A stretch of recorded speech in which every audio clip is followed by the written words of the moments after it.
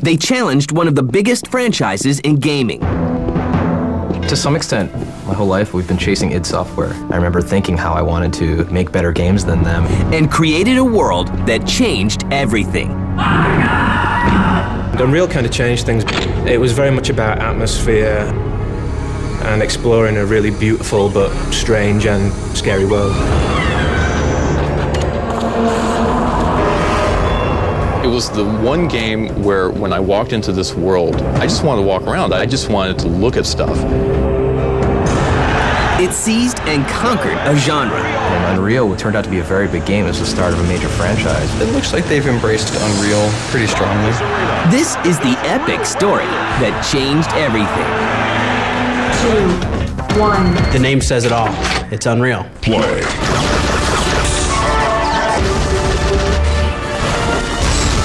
Flawless victory!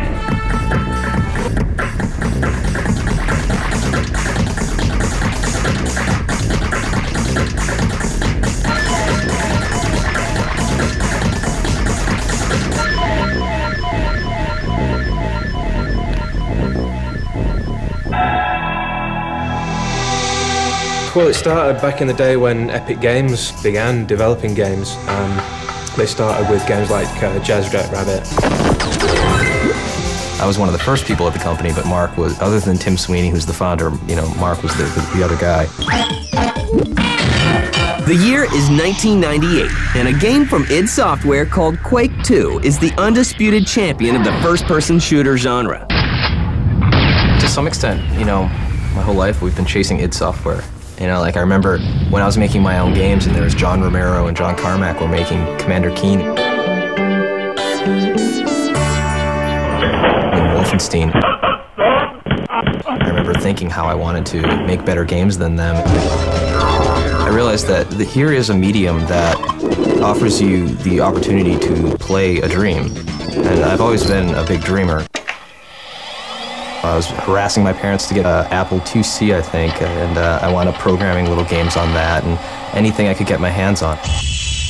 I wound up making this little game called Palace of Deceit, and I sent it on a disc, a little 3.5-inch floppy to Tim Sweeney, and a few days later I got a phone call, and he wound up liking it. And then I wound up doing the Jazz Jackrabbit title. Y'all ready for this? So a company known mostly for its shareware games is about to release a game that will challenge the Quake franchise. James Schmaltz was basically the guy that came up with the concept for the game, along with Cliff Bleszinski and Tim Sweeney. They were the core of developing Unreal. Tim Sweeney, he is one of the brilliant minds of our industry. You have entered a restricted area. And that's evident in all the Unreal technology. But it was damn near a 4-year process to get that game from start to finish. And I refer to that time as my own little personal Vietnam. And the work pays off. Epic releases its Unreal title, and the game brings first-person shooters to a whole other level and world. When you start off in Unreal, you start off in a dark ship. You can't really see that much. But when you get to the exit of the ship,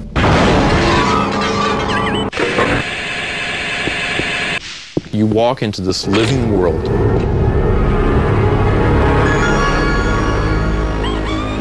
And the graphics were so amazing because there was a waterfall to your right. You can look up, you see the sky, you see birds flying around. Unreal kind of changed things because it gave people the opportunity not just to be confined in dark, almost like monochromatic corridors. They were very huge outdoor open vistas. It was very much about atmosphere and exploring a really beautiful but strange and scary world. For the case of Unreal, you've crashed on this alien planet. And there were some very alien things about it. But at the same time, there was very familiar things with it, be it statues, houses, or things like that. Obviously, and no one's ever been to that planet, no one will ever go to that planet. And so it wasn't so alien that the player couldn't relate to it. It was the one game where when I walked into this world, I just wanted to walk around for a little while. I didn't even want to play it. I just wanted to look at stuff. and there was a bird that was flying overhead. I took my gun and I actually shot the bird, and it flew down. It actually crashed and landed. To be playing a game, a first-person shooter, you have your guns and there's alien guys you have to go kill and things like that, and you go outside and you actually stop to like check out a waterfall. To me, that says a lot. Not only in terms of just the graphics, but in the way the graphics have been used to create a truly brilliant game environment. I think a lot of it has to do with the variety of the locales that we have. Certain games will lock you into space stations only, or one specific type of planet. And Unreal has a huge variety of levels, and variety appeals to a lot of people as opposed to just sticking them in the same brown room over and over again. We wanted to make a game that was just visually compelling, visually interesting, you know, theme park type visuals. Maybe we went a little bit crazy on the colored lighting here and there, but overall, people found it to be one of the most beautiful games of all time. And that, coupled with the fact that we wanted to blow up characters and monsters, it wound up being a chocolate and peanut butter type experience. They're two things that wound up going very well together. The game's stunning visuals sets the industry abuzz. And Unreal turned out to be a very big game. It was the start of a major franchise. To be honest, for me, the original Unreal was what got me into gaming in the capacity that I am now. I got a Pentium 2 266 with a 12 meg Voodoo 2 card, and went out and bought Unreal. The name says it all. It's Unreal. It's Unreal technology, it's Unreal worlds, it's Unreal characters. It's all of those things put together that make Unreal what it is. I actually sat there staring at the screen on the intro where you fly around the gnarly castle because I just couldn't believe that video games could look this good. After playing games on a Genesis and Super Nintendo, things like that, it really did blow me away and think, wow, video games are amazing. The success of Unreal is a relief to the team that gave birth to it. You never know. You never know how successful any product you're working on is going to be. The most you can do is make the kind of game you want to play, and then trust your gut instinct and hope the public likes it. But fundamentally, when it comes down to it, it's 20 people in one office trying to make something that they think is a gem. And it gets hard because you work on a game for 2 years, sometimes more, and you get to the point where you don't want to play the game anymore because you've played it so damn much. And if at the end of the game, when you're ready to ship it, if you still think it's fun, then you might have a winner on your hands. While the first Unreal is just getting settled in as one of the premier first-person shooters, another Unreal prepares for its debut. But will this epic game live up to the hype?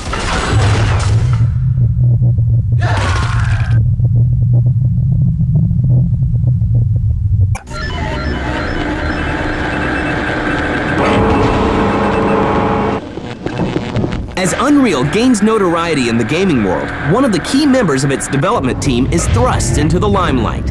Cliff is definitely a personality within the video games industry. If you've ever been to E3, CES, anything like that, or if you mix in the upper echelons of North Carolina elite, you know who Cliff is.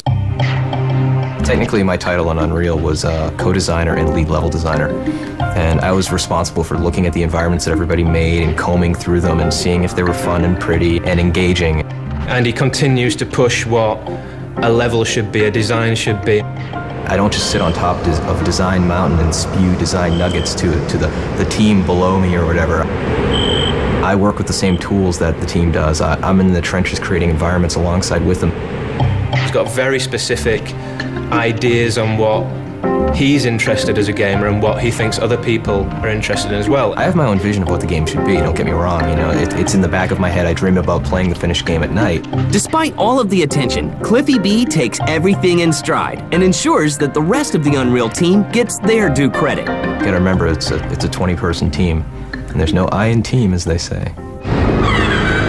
The thing to realize about Unreal and the creative process that we have is it's very much a collaborative effort. We hire people who are good at making games, and they also love games, and they have their own vision of what the game should be. And I consider my job to be the channeling of that vision. With the success of Unreal, Epic decides to change gears and release a follow-up game with a multiplayer focus. You have been selected to fight in the professional league. The new game is called Unreal Tournament. To win the tournament. Unreal Tournament really introduced multiplayer gaming to many PC gamers. It certainly did myself. At the time, it was an immediately addictive game, especially, you know, going online and playing against people on the internet, which was then very much a fledgling new thing to do. There's something about online gaming that single-player gaming just doesn't capture. There's something about playing a game on the internet and seeing somebody in front of you and fighting against them and knowing that there's a real person there.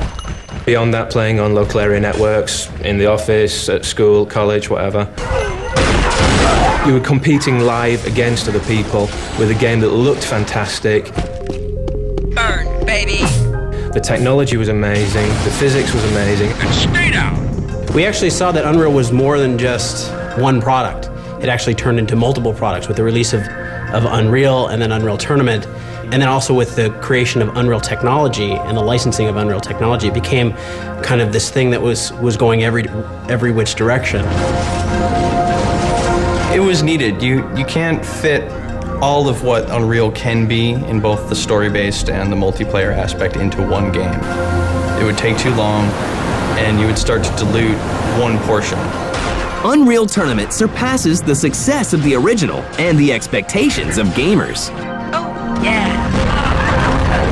We did Unreal Tournament in Raleigh, and that was the follow-up, and that did much better than Unreal, sold over 2.5 million copies worldwide. The new online multiplayer game spawned some pretty clever ideas. The clan wars, there are these little clans of people on the internet who band together and play as one unit, as teams. And there's even a cyber athlete professional league that people are making money in that I serve on the board. They have these regular tournaments and there's a good amount of money going around. There's people who are doing this full time. I'm all for it. I think it's wonderful. And one of the creators gets in on the online action. I would go online as Cliffy B, and I would pop on servers, the game servers that are being played where people are playing, and I would kick the ass of everybody on the server. It became this whole William Wallace shoots fireballs from his ass type of, legendary, oh, I saw him, I fragged him, I played against him. And it grew out of control where there'd be people who'd play as my name online and kick people's butts, and they didn't know if it was really me or not. Congratulations, you are the winner. Meanwhile, the gaming industry takes notice of the Unreal Engine. Epic's fairly successful with the licensing of their technology. It's getting easier. The 2003 engine is far easier to work with than the previous version of the Unreal Engine, even down to the user level with skinning and modding in that sense. We have a number of people who are using our technology to make cool games with, and the list is ever expanding, and licensing our technology is just as much of a viable part of our business as making the games that we make. A slew of notable Unreal-powered games hits the shelves, such as Clive Barker's Undying, Rune, and America's Army. But professional developers aren't the only people interested in the Unreal Engine. The mod community, mostly amateur developers, want a piece of it too. It looks like they've embraced it. Every first-person shooter that releases has a pretty strong following if the sales numbers are there, the server counts are up there. They've embraced Unreal pretty strongly. The mod community is a huge importance to both Infogram as a publisher and to Epic as a developer. Without them, the life cycle of the product would be very short.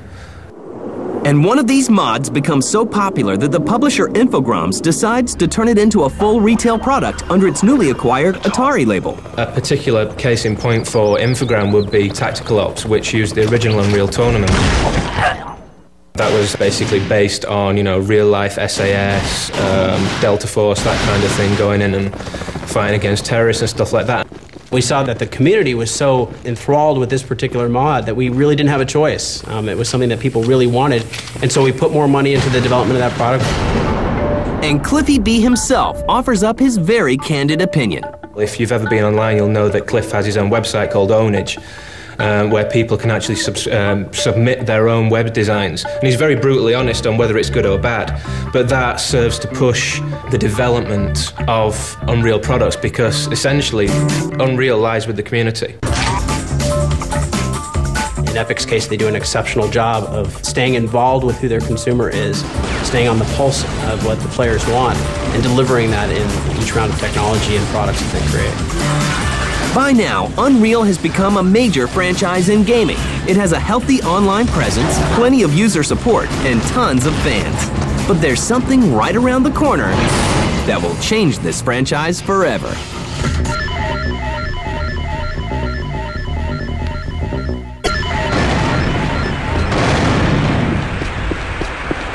In 2002, the Unreal series is firmly entrenched as one of the premier gaming franchises. Unreal Tournament 2003, the legend returns.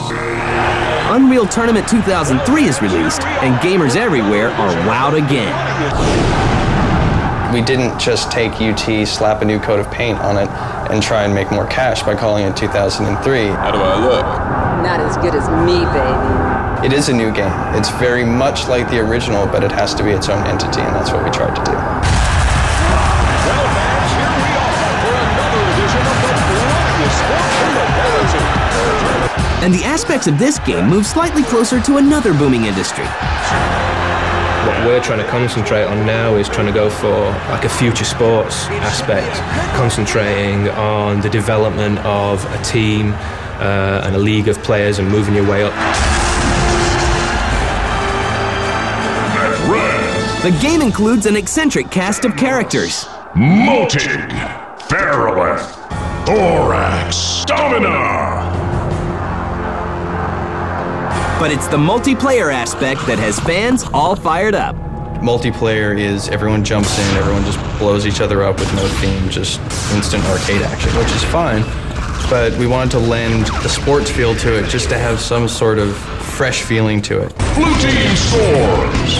It is a competitive sport, and that kind of reflects what's happened online, because, you know, people do compete professionally. There are clans and there are guys who go out there and earn a considerable amount of money just by playing games like Tournament and Tournament 2003. Anyone else want New round in. You have a more competitive arena to do things in. You have more access to different styles of presenting the game.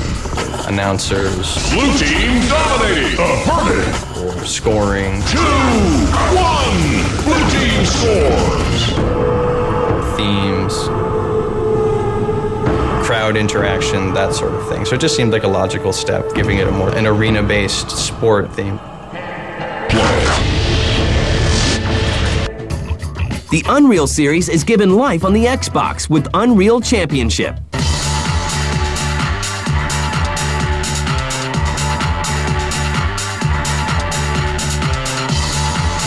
Yeah, this is cool. You can play against all the other guys around here. You're gonna frag them. Unreal Championship was originally developed on the Xbox. It started about 2 years ago. There's a lot of subtle differences and a lot of large gameplay differences. But Unreal Championship is really geared towards the console. We designed a lot of the levels around the controller. We spent a lot of time researching what the best controller configuration would be, so that we refined them highly for each different platform. Again, it's pretty sweet. Duck faster next time.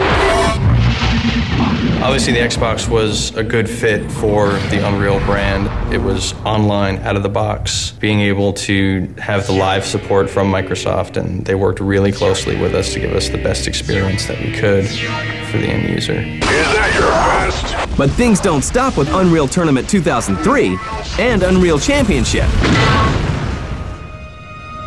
A full sequel to the original Unreal is released in early 2003.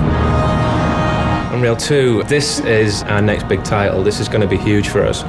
Unreal 2, rather than being a multiplayer game like, for example, Tournament 2003, concentrates fully on the single-player aspect of the Unreal universe. Good to see you, Dalton. You play the role of a guy called John Dalton, who's a TCA Marshal, which is effectively the 24th century's equivalent of a sheriff of the Old West. Sir, I know the score. Stow it, Dalton. You're basically in the back end of space. There's nothing much happening out there when all of a sudden, you know, all hell breaks loose. Mayday, mayday! We're in trouble down here. The facility has been overrun by hostile aliens. Remember now, search and rescue. No rough stuff. Yes, Mother. And you're involved in an incredible adventure featuring different races, different worlds. Like the original Unreal did for me as a gamer back then, it's going to define what first-person shooters are to a new generation of gamers. I'm absolutely convinced that people are going to love Unreal 2. Let's look at the main base in the holotank. Meanwhile, the Unreal technology keeps getting more unreal.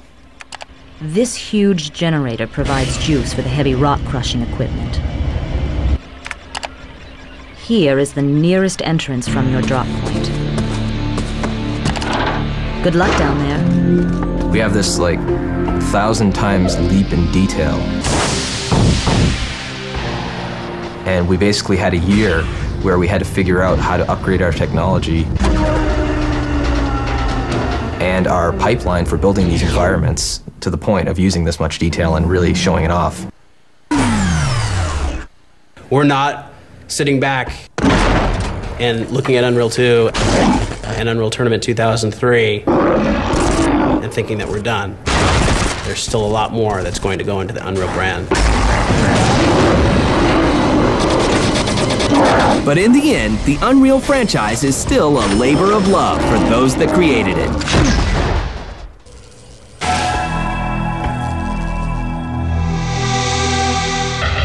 After so many years of working on this project, after the huge expectations and the realization that we actually accomplished that goal, is very satisfying to everyone involved. I got the artifact. Get to the surface, John. It's what I wanted to do. If I was receiving no money for this, I would still be trying to do it. If I was a mechanic and I was working at Jiffy Lube, I would come home at the end of the day and I'd be screwing around with my computer trying to build stuff. That would be what I would be doing on my spare time. And it's kind of a happy coincidence that I can do this and actually get paid for it and be somewhat well known within the business for doing it. Nice work, Marshall. We're sending you back, John. We got more trouble down there.